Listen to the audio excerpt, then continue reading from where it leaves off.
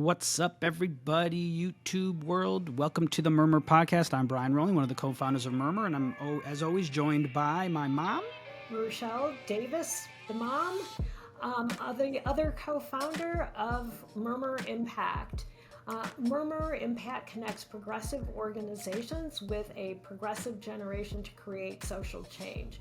We focus on closing the communication gap that exists between many progressive efforts and Gen Z. And on the podcast today, we are joined by a very special guest. Ben Beachy is the Vice President of Manufacturing and Industrial Policy for the BlueGreen Alliance. Let's get that tongue twister out.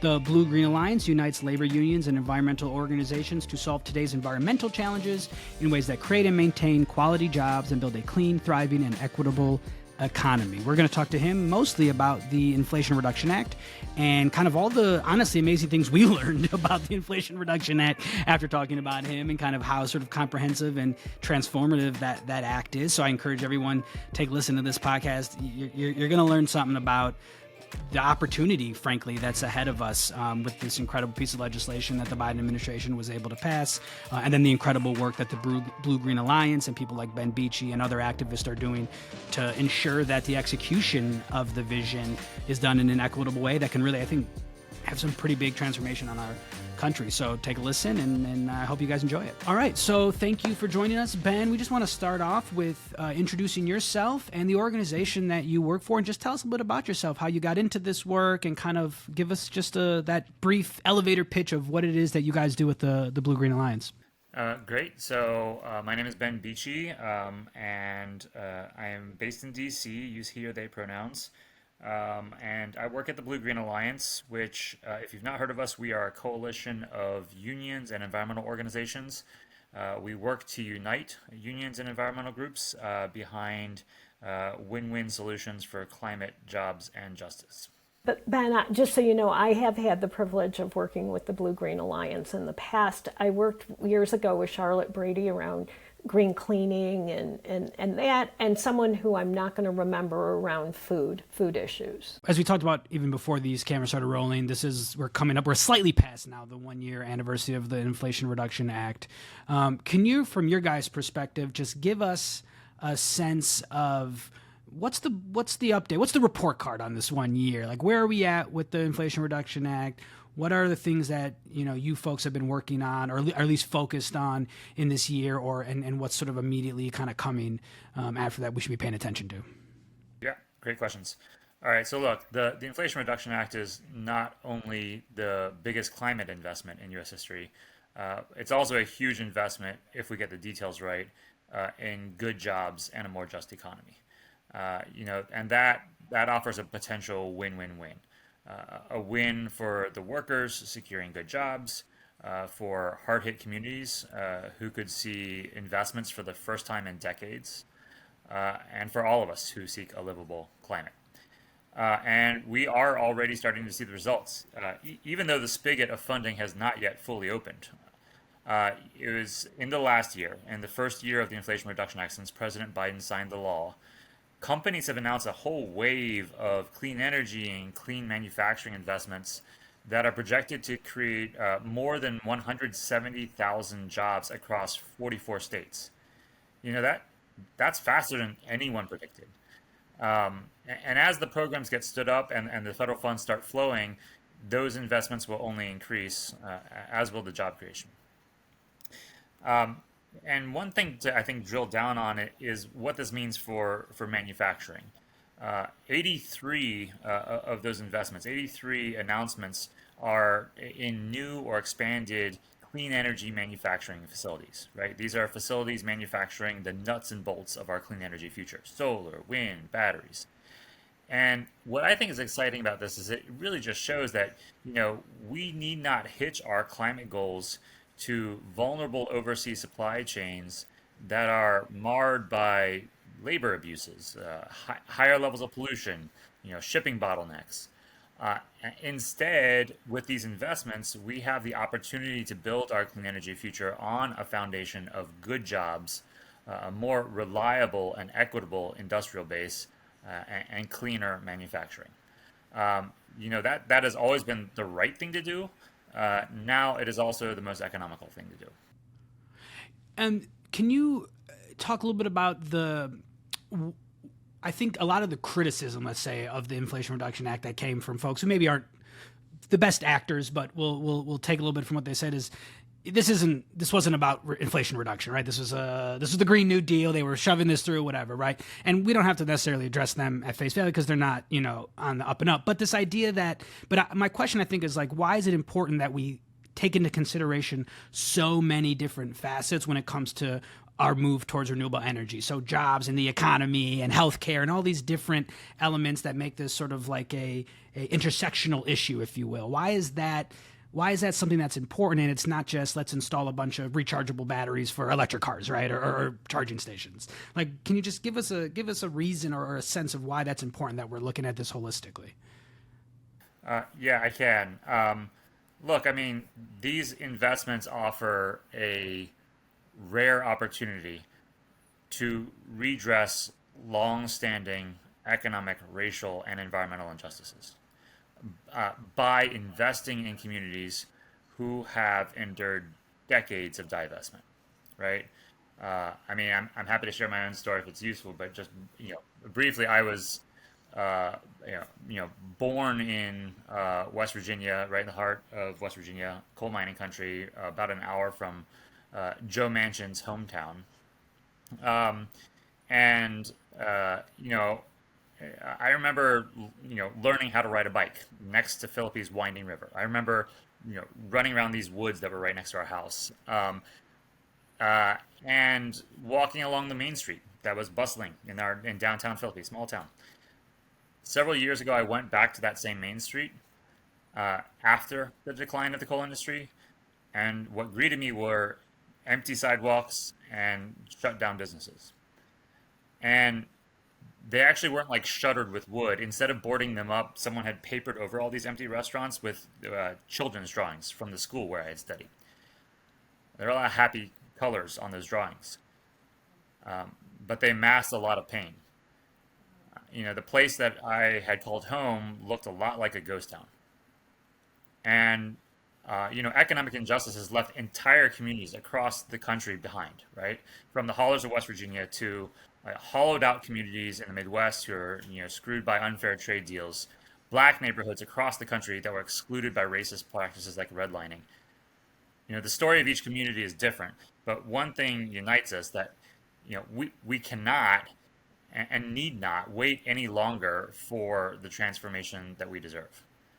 And that is, I think, the ethos behind many of these investments, or that's an ethos we're working to tie to many of these investments.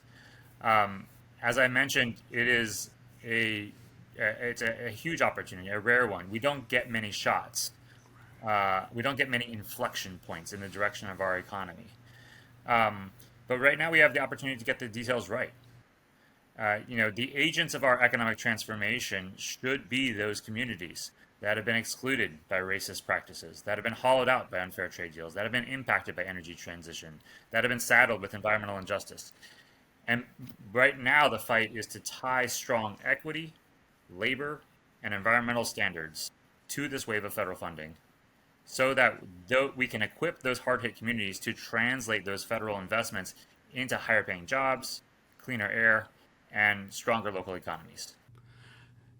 Can you actually, I would love to hear you elaborate a little bit more on that specific point, because I'm personally, honestly, I don't even know. I'm curious, like, when you say that's the fight now, like what is the room what's the white space, if you will, in which these unions or folks like yourself can get in there and create new regulations or help sort of make sure the money's being spent in an equitable way? And then what did the Inflation Reduction Act mandate, or what was already in law that maybe is creating that equity, or we have to push back against because it wasn't filled out in the way that it should have been? Like what's the fight? What's the struggle? What's the work that needs to be done, I guess, in that sense, to ensure we do this right?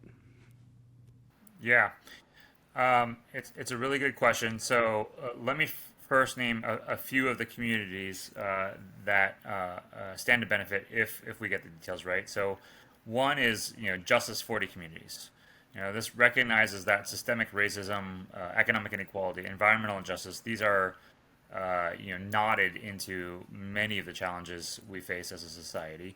And the Biden administration's response to those challenges is something called the Justice 40 Initiative, which aims to ensure that at least 40% of the benefits of certain climate and energy federal investments, including Inflation Reduction Act investments, go to communities that have faced disproportionate environmental, economic, and health burdens, due to racial injustice, environmental injustice, and economic injustice.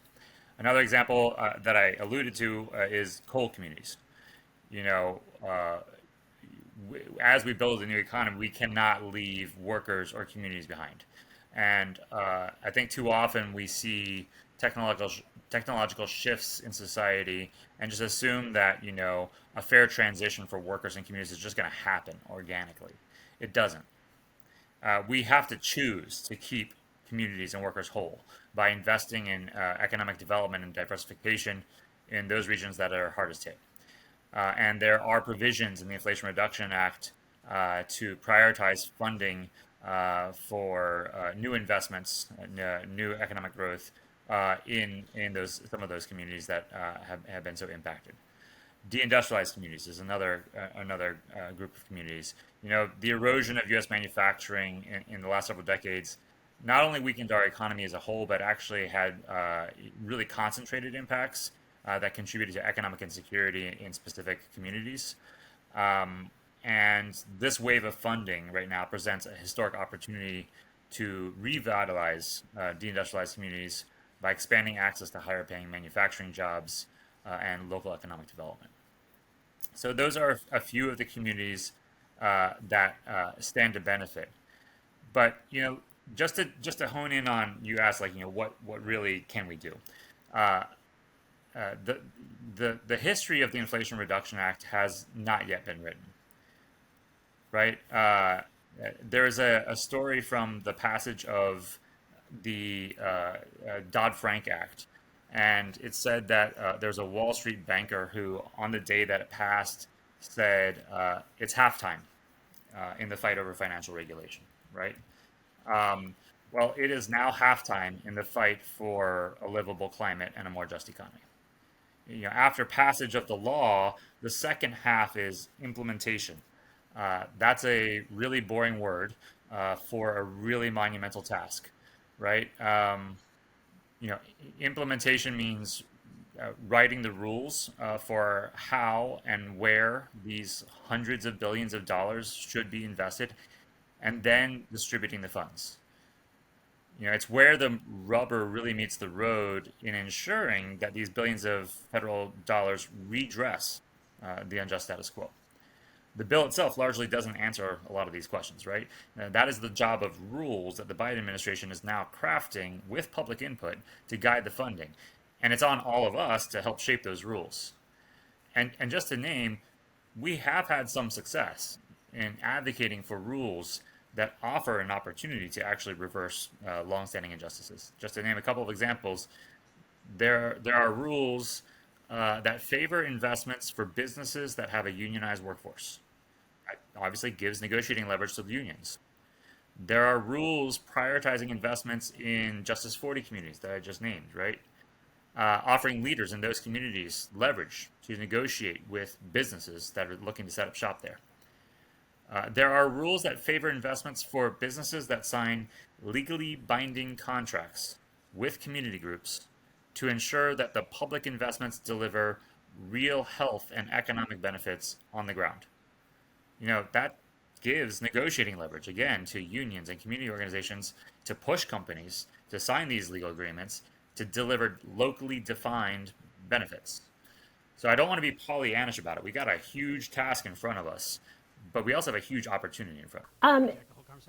I think that for me, what I'm just kind of struggling with is that this is like a whole new manufacturing, a whole new economic strategy under a title of a bill that doesn't really say that, which honestly has been a hallmark of Congress to name things,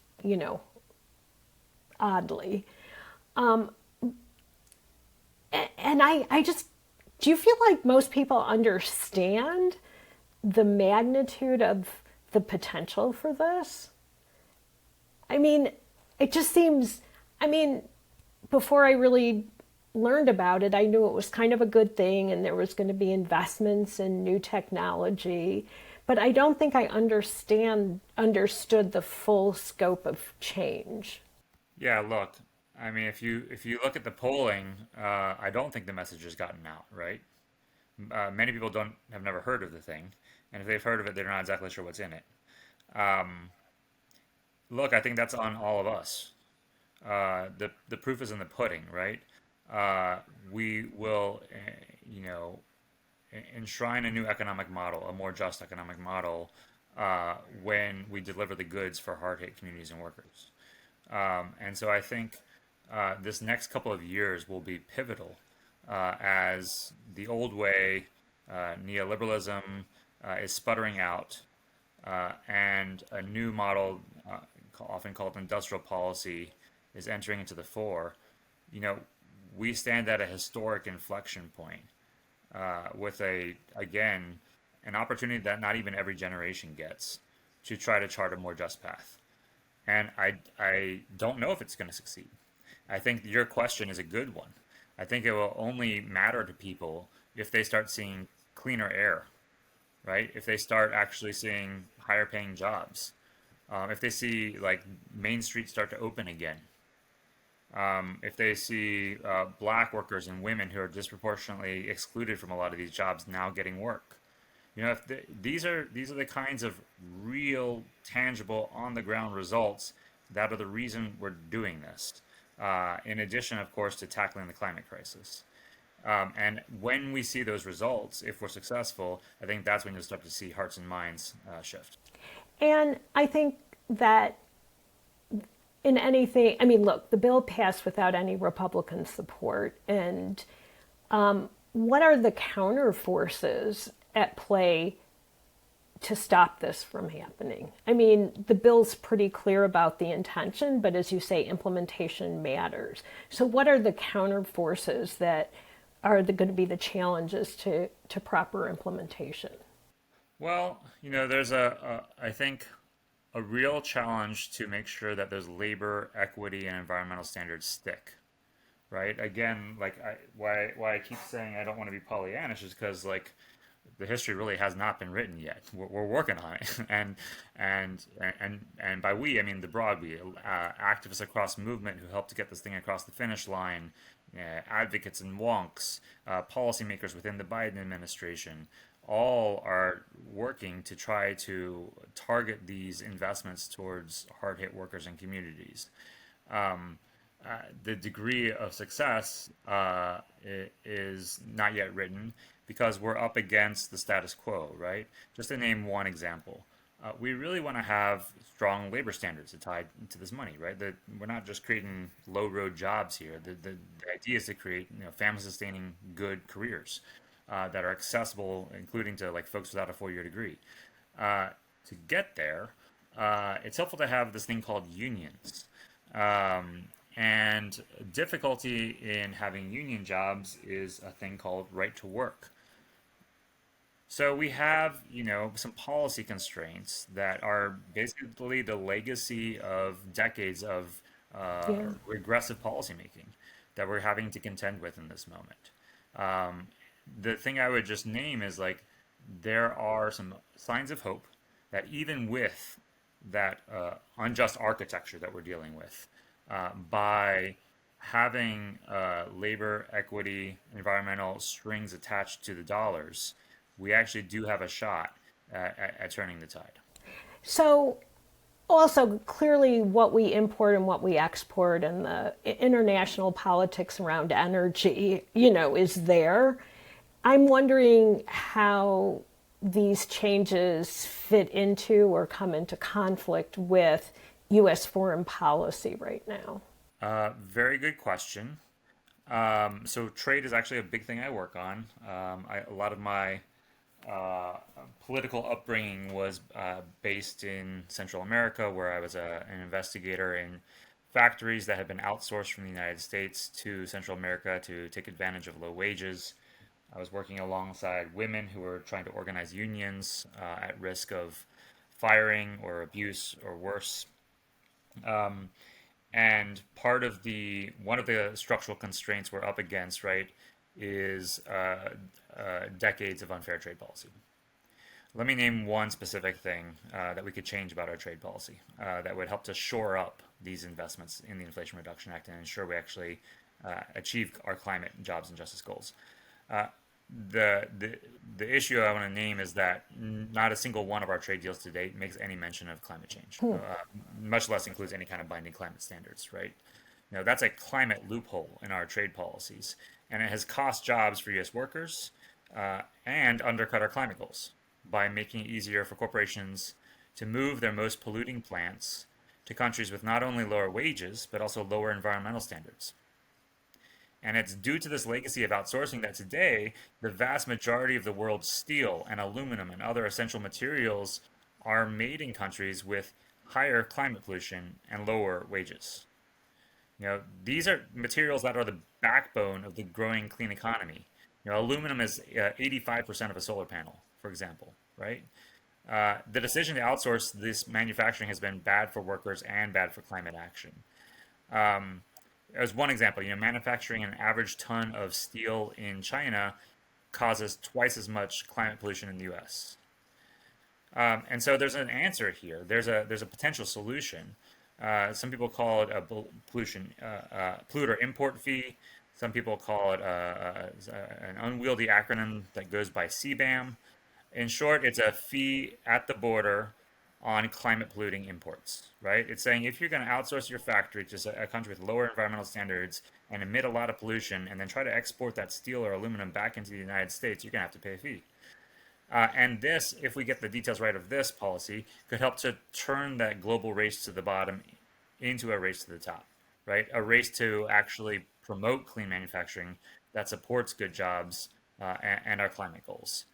Companies might think twice about outsourcing a factory to a country with weaker standards if they know they're going to have to pay that fee to get their goods back into the United States. So it's a big opportunity. It could, in addition to supporting good jobs, serve as a strong incentive for other countries to cut industrial emissions. So that's one example I would just name as like a corollary policy that marches alongside the Inflation Reduction Act that could, to your question, shift the rules of the road on the global stage in support of climate, jobs, and justice. What is so? Actually, I'm gonna pick up on something you touched on about the right to work regulations. Sort of, my question that I'm interested in hearing about is like, what is the role that state level governments and politics has in this? Right, obviously, politics are local. You mentioned who this is going to benefit. A lot of the folks that you mentioned live in states like a West Virginia or an Ohio or a Pennsylvania. Some important political states on the national level, but also interesting local politics there as well. So I'm just curious, like from your experience, whether it's right to work laws in states or even beyond just that singular issue, like what are the roles that states and states governments are playing in the implementation of this initiative? And as the second part of that question, folks that live in states that want to see money coming, that want to see these jobs coming, what should they be looking to pressure their state legislature to do, or at least be on the lookout for if they're doing certain things or advocating for certain things to ensure that they live in a state that's friendly to this initiative? Yeah, that's a great question. So, a large amount of the funding from the bipartisan infrastructure law, a separate law that has more than $500 billion in it for everything from better bridges to more public transit. Much of that money goes to states, right? It's going to flow through the state houses. The Inflation Reduction Act has money that goes directly to individuals, to businesses, and to states. So there's also some funding that goes to states as well. And there are kind of two opportunities for funding that goes to states. In some cases, the opportunity is to push the state government or other public entities in the state to access the federal dollars, right? So as to deliver on community benefits. One example that's underway right now, there's a big push a lot of people are working on to get public school systems to use something called direct pay, which basically means that the public schools get cash to install rooftop solar at a much reduced cost. That's a win for local job creation, for cleaner air, for expanding clean energy democracy. But public school systems have to actually go and get the cash. They have to actually go access it. So there's a campaign to like push public schools to do the right thing here. Another type of opportunity has to do with federal funding that will go automatically to the state. And these funds offer an opportunity to push state governments to establish stronger labor, equity, and environmental standards than what we were able to get through Congress at the federal level, right? And so, one example of this is California's already done this. They have passed a law recently that says basically we're going to attach project labor agreement requirements so that to federal funding and state funding, right? So like if funding is passing through the state houses for infrastructure, for example, then the construction jobs need to be good jobs. Basically, the business that's contracting needs to the construction firm needs to sign a project labor agreement with a construction union. And what a project labor agreement is, it's an opportunity for unions and others to negotiate for better wages, better benefits, local community benefits, and that's not a U.S. law. That's a California law. They just passed it. And it's an example, right? I mean, like other states can follow suit. There's opportunities in Minnesota. Minnesota is just established a green bank. And what it hopes to do is get federal funding under the Inflation Reduction Act that is for green banks. It's under something called the Greenhouse Gas Reduction Fund. $27 billion, not chump change. And they just passed a law to set up a Minnesota state green bank that could receive that funding and also use state funding to invest in hard-hit communities in Minnesota. And the cool thing about it is the governing board includes representatives from those hard-hit communities, representatives from union, from a climate expert, and environmental justice representatives. And they have tied labor and equity standards to the funding that will go out the door from the Minnesota Green Bank. So those are two examples of how we, organizers across the country right now are thinking about this. Like, yay, this is like, if you look at the three laws together, the infrastructure law, the Inflation Reduction Act, and the CHIPS semiconductors law, it's about $2 trillion.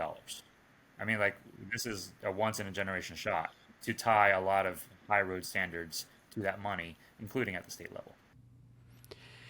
And then sort of the flip side of that coin, and maybe not necessarily the flip side, but there's the business, community or the business aspect, the corporate, part of this equation, right? Obviously, it's a ton of money.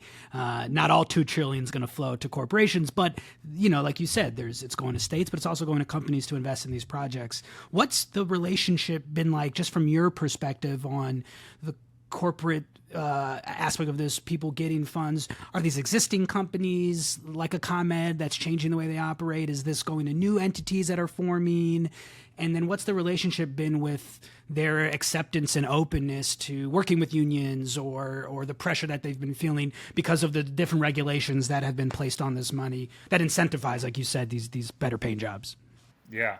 It's a good question. So a lot of the Inflation Reduction Act funding goes directly to businesses, right? So I mentioned manufacturing. We have a real opportunity for a sea change in manufacturing, that we can build cleaner, stronger, fairer supply chains for the clean economy.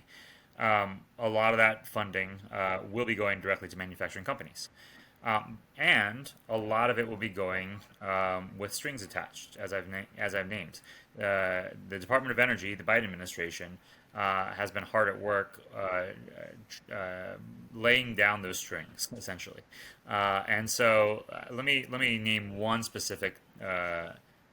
Those strings basically mean that there are organizing tools for unions and community groups embedded in the rules that are shaping the funding. So let me give you one example.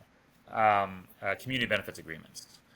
Some folks are deep experts in this, but for those who are not, community benefits agreements are basically legally binding contracts between a business that is setting up a project, the workers who will work on that project, and organizations who represent the surrounding community. right? Um, and businesses face billions of dollars worth of competitive grant and loans that they can apply for between these three laws. To decide which companies get the funding, federal agencies assign them a score. And 20% of that score is who has the strongest community benefits plan. And 20% matters because these are very competitive grant and loan Right. applications. If you don't have a strong community benefits plan, you're not likely to get the cash. So what is a community benefits plan? What would make it strong? So the administration has official guidance on this, and they say that community benefits agreements are a key way for businesses to show that they're meaningfully engaging labor and community groups and delivering high quality jobs and community benefits. In shorthand version of that is if you want the money, come back with a community benefits agreement, right? So businesses have been coming to us to ask what should go in a community benefits agreement. And also, by the way, do you know any unions we can talk to? Are there any unions in the area that I can negotiate with, right? So that means that just shows me that there's negotiating leverage out there, right? For unions and community groups who have been trying to shape business decisions that affect their daily lives for decades, right? It means you can approach local businesses aiming for federal funding and say, seems like it might be in your best interest to talk with us. And that matters because if you do it right, a community benefits agreement is not a box checking exercise. A real legit CBA requires early and meaningful community involvement in a project's design. And that negotiation usually results in a legally binding agreement to deliver locally defined benefits. And again, we don't need to dwell on theory here. We actually have community benefits agreements that are out there.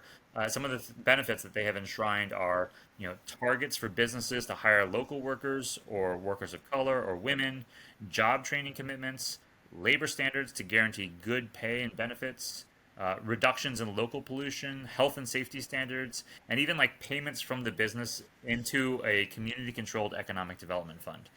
The list goes on. So at the end of the day, through community benefits agreements, communities can gain the power to help shape these business decisions that affect their daily lives.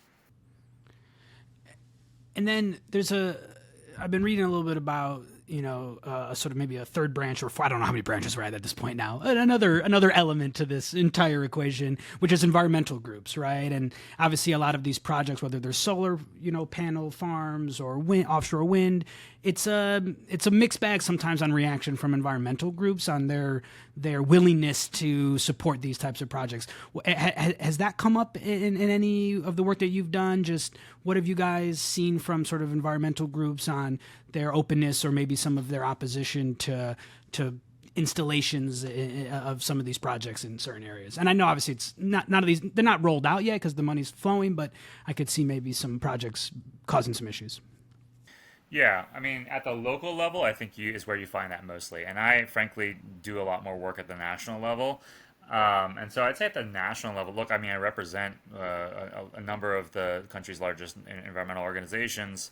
And broadly speaking, there's just a lot of support and excitement around just the sheer scale of deployment we've seen of clean energy, of clean tech manufacturing, and they recognize that that's what's going to take to meet the mark on climate as well as on jobs and justice.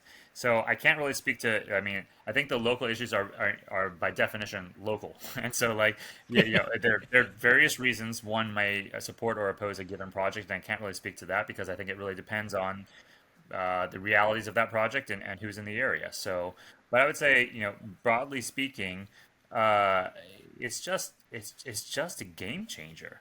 I mean, like let me name again, drill down on manufacturing again. We commissioned this study from some researchers at Princeton and Dartmouth, who we asked them to look at what this means for solar and wind, the Inflation Reduction Act. And one of the first things they found is that it is a game changer for manufacturing solar and wind components. There's one provision in the bill, it's known as 45X. It's a manufacturing tax credit. And thanks to this one provision, it will become cheaper to manufacture components for wind and solar in the United States than to import them for the first time in U.S. history. I mean, that's huge, right? It's huge because it creates an opportunity to build the clean economy with union labor, not forced labor overseas, right? So it's also going to mean a lot of jobs. They actually quantified that, and they found it's going to mean about 1.6 million wind and solar jobs. That's deployment and manufacturing. About 800,000 of those are in manufacturing the widgets for for wind and solar. Um, the other thing they found I would just name is that it's not just job quantity that matters; it's also job quality.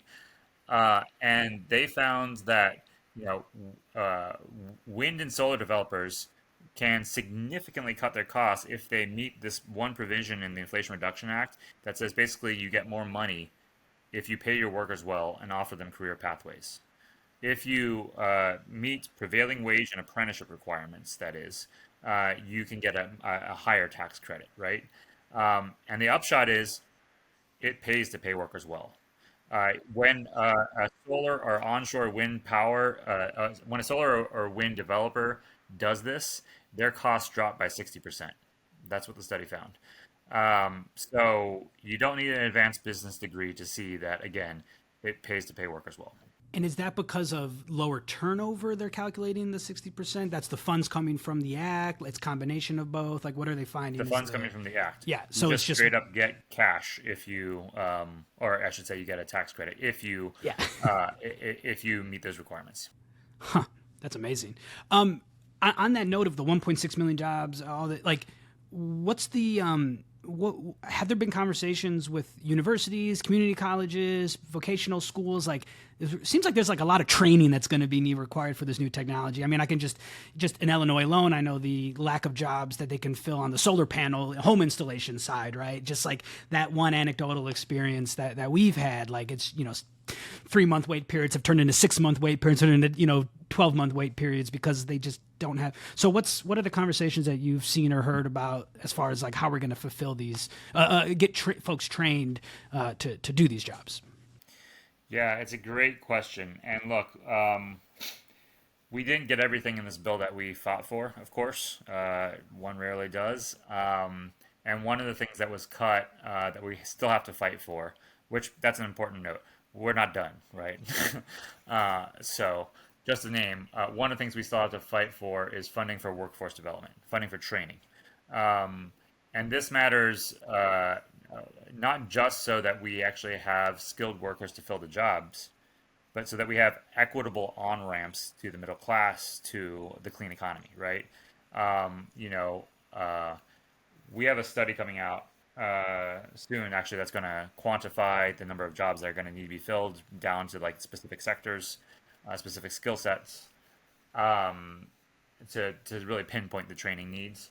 But one additional thing it looks at is just like where are we at currently and who has those jobs? And just to name something that's probably obvious but really stands out in the data, women are vastly underrepresented in many of the job categories that we're talking about that are going to be created under the infrastructure law and CHIPS and also the Inflation Reduction Act. Black workers are significantly and consistently underrepresented in these jobs. To ensure equitable access to the new job creation is going to require us to do something different. We can't just go with the status quo, right? We're going to have equitable hiring practices. That means, so thankfully, one of the other strings that's being tied to the money is, please show us your plans for our targeted hiring practices at your company if you're applying for this money. So that's a good thing. Another tool is pre-apprenticeship programs, right? Union affiliated training programs. Pre-apprenticeships are really uh, you know learn while you earn programs that are specifically geared towards underrepresented workers and providing an on-ramp into a stable career. So there are tools out there. We really need to use them.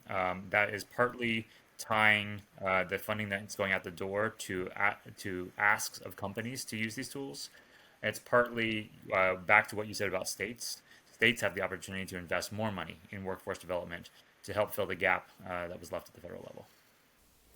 Well, and I'm sure that ties in somehow with the conversation in education about making sure that the training program, the vocational training, the community colleges are producing the kinds of workers that are going to be needed. So hopefully those conversations are getting connected. Yeah, yeah, agreed. And that's absolutely, I mean, these are like, these are, it's not like a generalized approach to training. It really matters the specific skill set that we're trying to train for. And so the answer to Brian's question really is, it needs to be a very tailored answer. Different regions, different states, different cities will have different training needs depending on what industries are setting up shop there. And it requires that kind of nuanced approach at the state level to pass stronger workforce policies. All right. So my last question is how we end most of this stuff. If folks want to get more involved, if they want to learn more about this, sort of follow along with the process, understand what's going on, maybe within their states, plug somewhere to send them, come to your website, whatever. How should people go about learning more or staying informed and getting more involved? Yeah, our website certainly is a place. There's many places out there many groups that are working to navigate this, right? To push for the strong standards that we've been talking about. Our website is bluegreenalliance.org, just spelled all out, bluegreenalliance.org. One thing I would name on that site is there's a user guide to the Inflation Reduction Act, and that's probably your first good source. You can open it up. There are over 100 programs in the Inflation Reduction Act under climate and energy.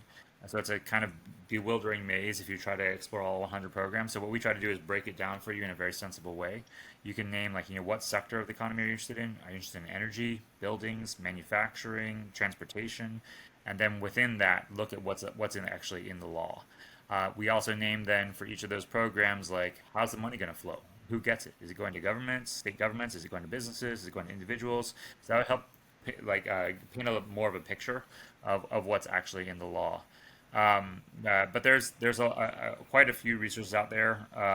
We also have links to other sites, of course, on our site, but that might be a good landing page.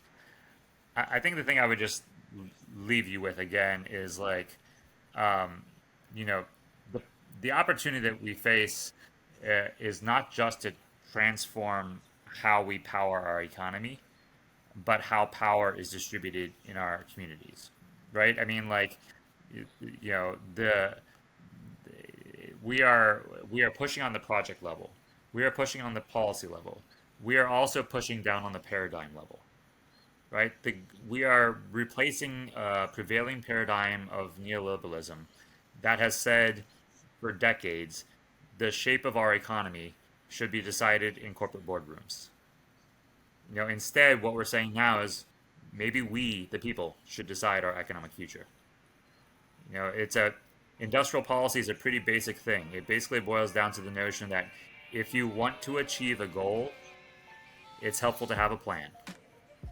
We are now crafting a plan, rather than outsourcing that plan to individual corporations. And so I think that's what gives me hope. Is, again, the challenge is in front of us, the work is in front of us, and we have a huge opportunity in front of us. All righty, so that's that podcast. Thank you, Ben Beachy, again for joining us from the BlueGreen Alliance. Yeah, I mean, when you see these polls about the problem Biden has from the left flank and leftist and young folks are going to leave them, I mean, my question is very simple. Like, Ben Beachy's, he summed it up so perfectly. If you look at the three laws together, the infrastructure law, the Inflation Reduction Act, and the CHIPS semiconductors law, it's about $2 trillion. That's going to go to greening our economy, to good union-paying jobs. Like, my question for anyone from the left or from Gen Z that is, Biden's not liberal enough for me, what would President Bernie Sanders have done differently? What would the bill that Cornel West as president gets passed, how would that have looked any different than $2 trillion? Going to union-paying jobs, going to bringing manufacturing back, going to middle-class jobs, going to greening our economy. Like, what more do you want? And I agree, the names are silly and they're not getting the message out, but that's just what I keep thinking about. What more would folks want coming out of this bill? Now we got to execute it, right? That's Ben's point. We got to get it into the right places, but finding 40 communities that are marginalized and traditionally disenfranchised and putting the bulk of that investment in those 40 communities. I mean, that's what we've been asking for decades, and I don't know what more we could ask for. So the execution, we gotta follow through on the vision. But yeah, that was my takeaway. Was like I was blown away by how sort of transformative the opportunity is, and frankly, pretty inspired and excited about it. So I hope folks walked away the same way and digest all that information the way we did. And yeah, thanks for watching. If you like it, subscribe to our channel, follow us on TikTok and Instagram. You got the full clips up here, short form clips over there. And yeah, thanks for watching, and we hope to see you guys next time.